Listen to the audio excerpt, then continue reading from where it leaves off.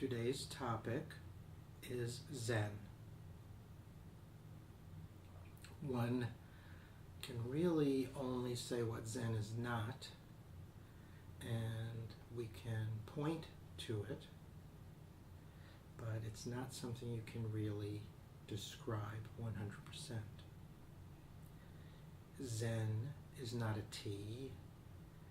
It's not a verb, so you can't say, "Ooh, that was very Zen." It's not a noun that can be used like Zenning. "Ooh, that surfer, wow, he was really Zenning." No, he might have been in the zone, which is very cool, but he wasn't Zenning. Zen is not a little sandbox on your desk with little rocks in it and a rake.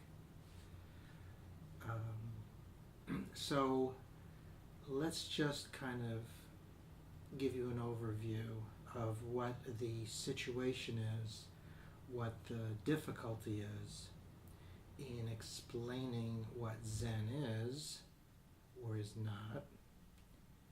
Let's just say you think you're here and understanding Zen is here, and you want to go from here to here. Or let's just say you're here, enlightenment is here, and you want to go from here to here and experience enlightenment. So there's a separation there in your mind. In fact, you've got these circles mixed up, but that's how we think, linear. I want to get from here to there. So we think in a linear manner. In essence, imagine you're the circle here, and this around the circle here is the universe. And this, all of this, is oneness, enlightenment, awakening, a realization of Zen, and you're here in the middle, but you're separate because you see yourself as here. So what Zen does is erase everything around, erase the border, and then everything is one. But wait, there's more. If you erase the border, because the universe doesn't have a border except the border of our knowledge, but if you erase this outside border, because the universe is really everything, not only going out this way in every direction, but this way, in all directions. So that kind of shows you the difference between where your understanding will ultimately take you, and it won't even really be understanding, let's just say actualization, as opposed to, gee, I'm here, enlightenment's here, I need to get from here to here, show me how to do it. It's not the same. And what most religions do is they say, I'm going to take you from here to here, and this is the roadmap, and they call it whatever their scripture might be. It could be Bhagavad Gita, it could be the Bible, it could be the Old Testament, it could be the New Testament. Those are all maps, those are roadmaps. But what Zen is not a map. Zen is the actual terrain. So the problem is most people confuse the map for the actual terrain. So what Zen gets away from is maps. There is no path to truth. There is no road to Zen or understanding it. There just is everything as it is. And Zen points to a true realization of that. So one of the best ways that this can happen, one of the most useful ways, is through stories.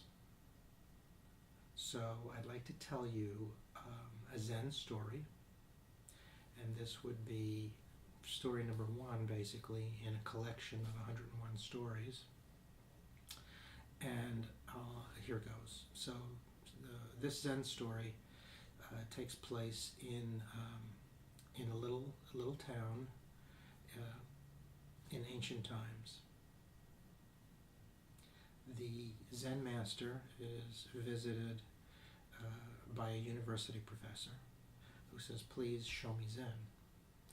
So the Zen master makes tea, and serves it to him, and pours it into his cup. And what the Zen master does is he keeps pouring and pouring and pouring, and the tea overflows onto the floor, onto the ground, and is just overflowing. And the Zen master keeps pouring.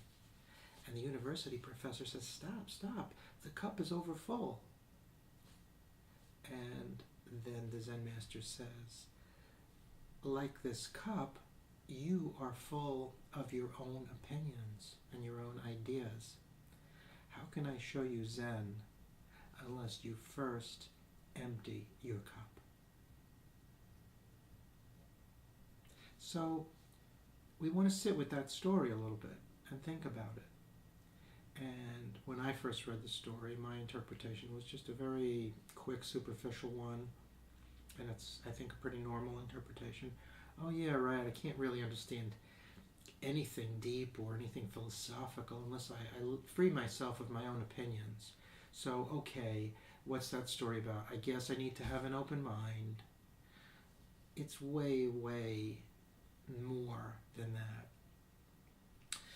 What the story points to is, yes, it points to having an open mind and letting go of your own opinions and preconceptions, especially your preconceptions about Zen.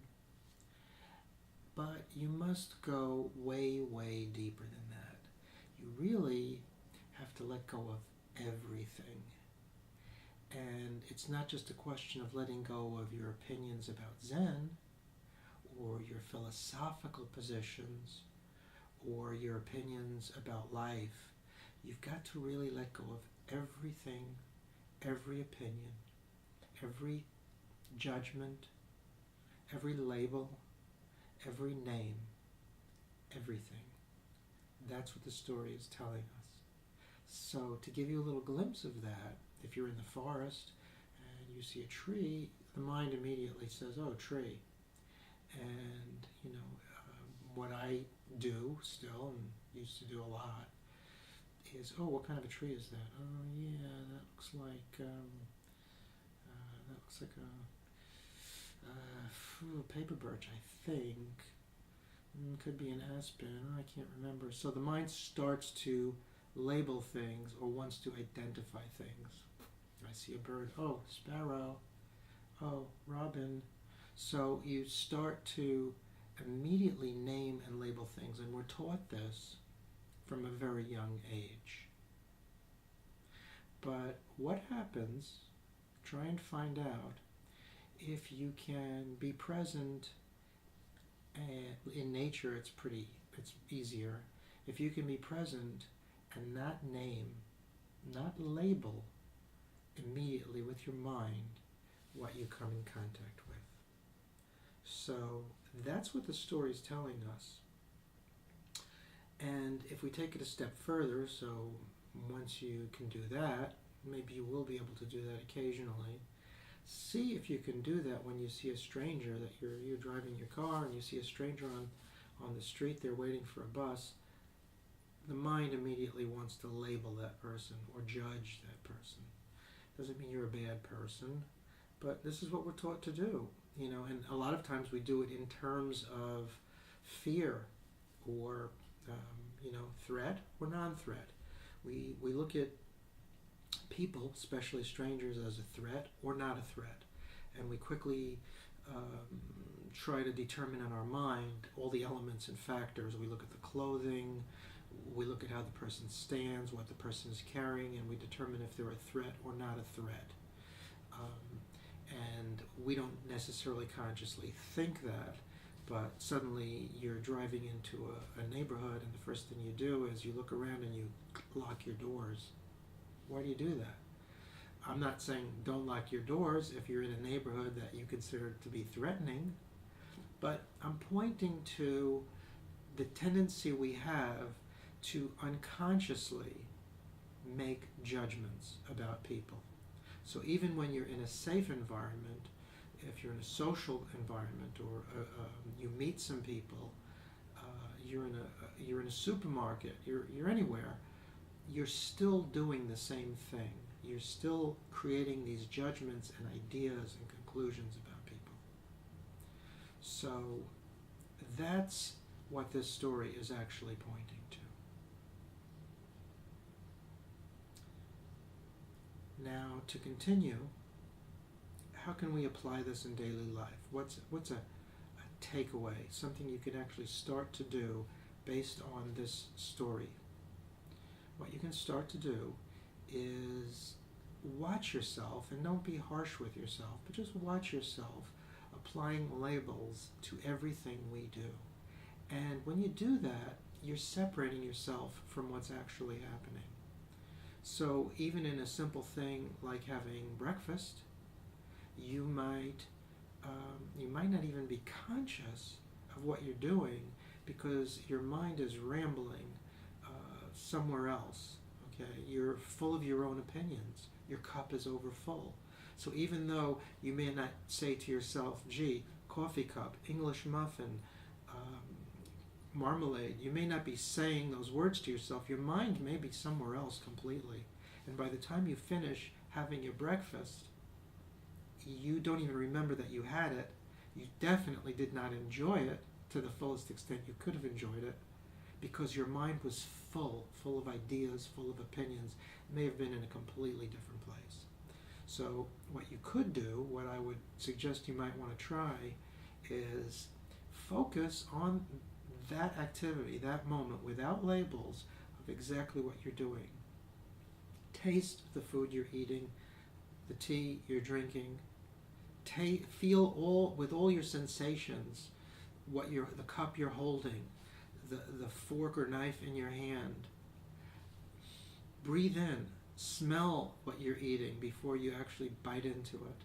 So I'm giving you one simple exercise that is pretty down to earth. It's something we all could enjoy, and that's eating.